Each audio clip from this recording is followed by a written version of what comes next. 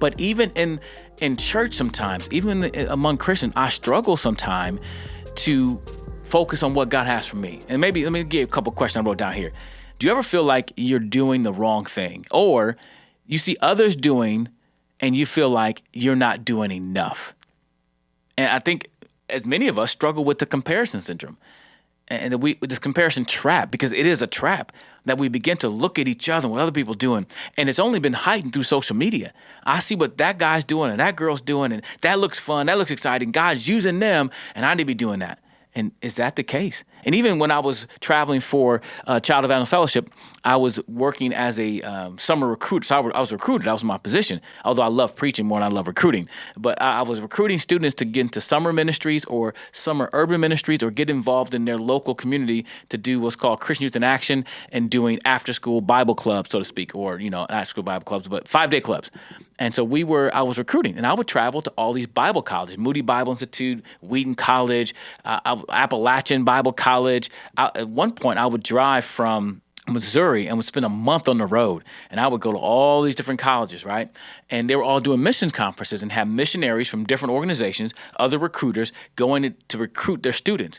And I would speak sometime, and other people get a chance to speak. We all had our booths set up that we would talk to students.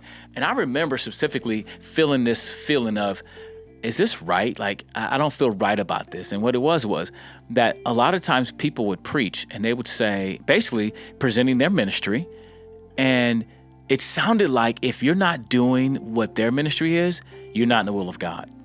That we work over here in the 440 window, whatever it was called back then, and it's part of the equator, whatever it was, and where the gospel hasn't been preached, and we're doing this, and if you're not doing this, you're not in God's will. And I'm like, and I don't think anybody actually said those words, but you definitely felt that's what they were saying. They wanted so bad for you to be involved with their ministry that they would, unknowingly, or they would actually make you feel like if you're not doing what they're doing, you're not in ministry or you're not pleasing God. And not only did I feel it then, I feel it sometime in church. I visit different churches and hear their announcements, and they need somebody to work in the kids ministry, need somebody to work in the youth ministry, need somebody to do this or help with the recovery effort of whatever natural disaster. And they would make it like, if you're not doing this, you're not in God's will. And I reject that, because some of us are doing way too much. Some of us don't even spend time with our families because it's all about what we're serving in the church. And unfortunately, some people get their value from what they do, even in church. Some people even think I'm saved or I'm in God's good graces because I do. And I'm not saying we shouldn't serve, but our motive for serving should not be salvation, for one, because you can't get it that way. And it shouldn't be our self-value. It should be out of a love for God. But with the caveat is this: God, what do you want me to do? And this question, me and my wife have always, my wife brought it up to me years ago, and we've been just using it as a guide for me in my own personal life. What is mine to do? Because I get on what we call the amp wheel.